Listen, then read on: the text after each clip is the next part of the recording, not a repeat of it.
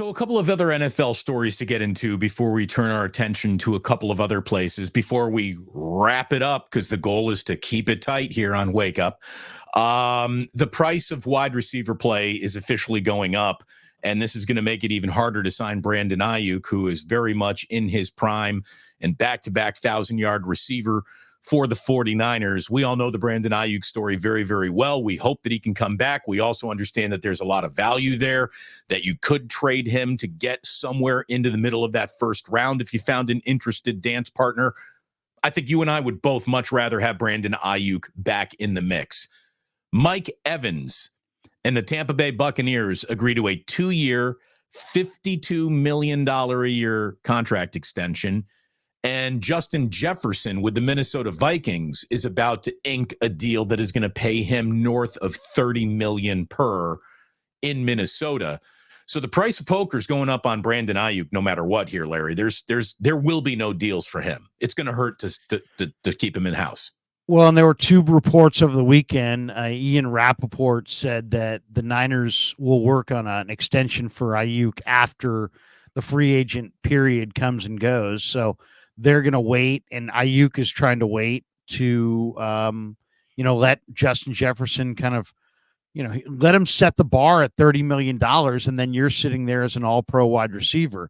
One of the things that I think is interesting, the 49ers have said, it's like, do you listen to what people say or do you watch what people do? That's kind of the question.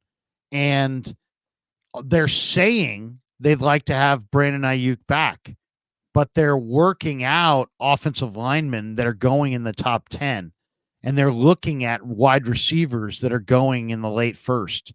And it makes you wonder if they kind of know that A, they want Aiyuk back, B, that Jefferson's going to redefine the market beyond what they're willing to pay, and so that C, they have to have a pivot trade ready. And if you said to me what's going to happen, I think the Niners want to re-sign Brandon Aiyuk. I think the wide receiver market is going to reset itself north of $30 million in a year where Aiyuk's an all-pro. And then I think the 49ers are going to make their best offer. And if Aiyuk bites, he'll be a Niner. And if he doesn't, they will trade him for a first-round draft pick and more, and pivot and go to the premier offensive tackle in the first round and look for a wide receiver late in the first round. They're working out Xavier Legette, Brian Thomas, receivers that are probably going to go in the 20s and 30s. They're also working out offensive linemen that are going to go in the top 10. So what does that tell you? That tells me that they know that Aiyuk's market is really wild, that there's a very good chance they could get priced out. They also have Juwan Jennings, Deebo Samuel, and they've worked out a bunch of receivers. So I think that their actions, if you say their actions speak louder than words, their actions say that they're very much that it's very viable that they trade Brandon Aiyuk and go with an offensive tackle and then follow it up with a receiver. So I think you're totally onto something. Everything you said just carries an awful lot of weight to it and could be part of the plan. The other thing is that the 49ers, Larry, they got 11 picks. They don't need to add 11 players this offseason. They really don't. You can package your pick at 31 and maybe a third or fourth rounder to move up into those late teens in this draft as well. And due diligence is something that you and I have always been long admirers of. And you're supposed to talk to and work out players that you assume probably won't even be a reality for you. But that's what good teams and good front offices do. You do your homework, and you do it on everyone, because you never know who might just slip or for whatever reason fall to you or be there when you least expect it. So I'm glad that they're doing all of this legwork on players that are probably off the board by the time they pick at 31. And you're right. Brandon Aiyuk is a trade, a vehicle that would allow them to move up into the middle of this first round. But I think their own pick at 31 and a few other picks later in their draft also moved them up. So I think that there's two different things working here. Yeah, I'll just say this though. I mean, the calculator that calculates draft trades indicates that even if the Niners traded their second and third round picks, they'd have a hard time getting to 17.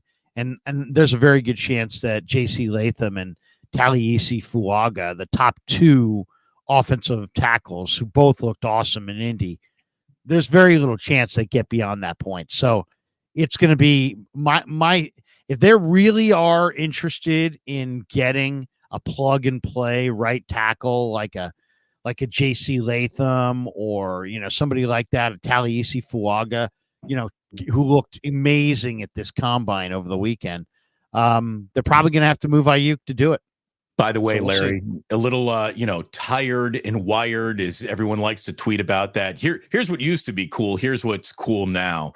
You know what's tired? Wide receivers and corners running 40 times. Wired are the big fellas running 40 times. You give me defensive tackles and offensive linemen putting their sub 540 packages together. That to me is more entertaining than guys just running like the wind. And we had a couple guys running like the wind and the fastest ever combine time measured in the 40. Congratulations to former Texas wide receiver Xavier Worthy, who dropped a 4.21 on the world at the combine. That beats John Ross the third. He had a 4.22 back in 2017. He didn't have much of a career at all. Cornerback Nate Wiggins out of Clemson also ran a blazing sub 4.3. And there are absolutely guys who made themselves money in underwear this past weekend in Indianapolis. No doubt. And, every year you watch the combine, the receiving depth is amazing. And this year is no different. I mean, Marvin Harrison Jr., Malik Neighbors, Rome Odunze, Brian Thomas, Ladd McConkey, Troy Franklin. Odunze out of Washington is a stud. He's got a body on him too, man. I mean, and Keon Coleman, Adonai Mitchell, Xavier Worthy, Ricky Pearsall, Roman Wilson, Xavier Legette, Rice's kid, McCaffrey's brother ran a better 40 than Christian did. And he's a one-year receiver, a former quarterback who was all conference this year for Rice. That's 6'2", 195 pounds. I think the Niners could have interest in Luke McCaffrey. They could have interest in Malachi Corley, who's very much like a Debo clone. They could have interest in Brendan Rice as a replacement for Juwan Jennings if Jennings' market gets out of hand, or if somebody comes looking for Jennings in a trade.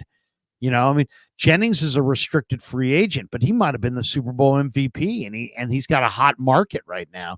And a lot of ex-Niner offensive assistants around the league who are big fans of Jennings.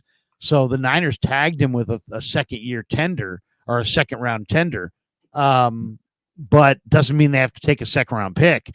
They could, somebody could offer Juwan Jennings the bag, and the Niners could say, hey, we'll take a third and a fifth-round pick for, Juwan Jennings, and then turn around and use that third-round pick to take Brendan Rice or Luke McCaffrey and get younger and cheaper and faster and better at wide receiver. So, I just wish a lot of things are possible. I just wish that there was some track record of a rookie wide receiver or rookie any offensive player other than Brock Purdy himself that had any degree of success under Kyle Shanahan early. It just does not happen. It hasn't happened. He's going to be going into year. Debo was pretty good. He was, but again, he also got like a little bit of a mulligan early year because he was hurt early on. So he wasn't, I don't remember him having a good rookie year. He was just there. He was all right. It's a hard position. It's a hard position to get, production as a rookie, which is why, which is another advantage to why Brandon Aiyuk is going to fetch a lot more in a trade. Because if you're a team, you're a head coach and you need a wide receiver, and you got one more year before you're going to get fired. Are you going to draft Xavier Worthy, or are you going to trade 2 or 3 picks to the 49ers for Brandon Aiyuk? I mean, if you're smart, you're going to get Aiyuk because Ayuk's going to have a good year next year. So the Niners have to be flexible here because, they're do you really want to spend $60 million a year on 3 wide receivers when you don't throw it that much? That doesn't seem likely. So Well, we'll maybe see with how a it goes. quarterback that you trust, you start throwing it more. I mean, isn't that the evolution of Brock Purdy himself? You're going to be throwing the ball more with a quarterback that you think is like a legit NFL MVP candidate level quarterback. Like you're not just going to be mired in run the ball. And how ridiculous is it that, we say that they don't throw the ball enough, and yet it is throwing the ball too much in the third quarter of the Super Bowl that probably caught them a loss in Las Vegas as much as any one play, a handful of plays. Those three and out drives were just part of the reason why they lost the Super Bowl. Maybe Brandon, don't forget, a run the ball coach. Hey, Kyle, run the ball. Don't forget though, the Chiefs loved Tyreek Hill and traded him. Right. The Titans loved AJ Brown and traded him. The Packers loved Devontae Adams and traded him. So the record shows that these receivers get traded. They do. There is a certain walk away price point, I guess, on everyone. And by the way, a few, what rookies have played well under Kyle as a head coach. The best answer that's come in is officially Elijah Mitchell. But again, running back, not wide receiver. The other answer was George Kittle. Again, not a wide receiver, but George Kittle, they just happened to pick up a Hall of Famer in the 5th round there. That's, they got lucky with Kittle for sure.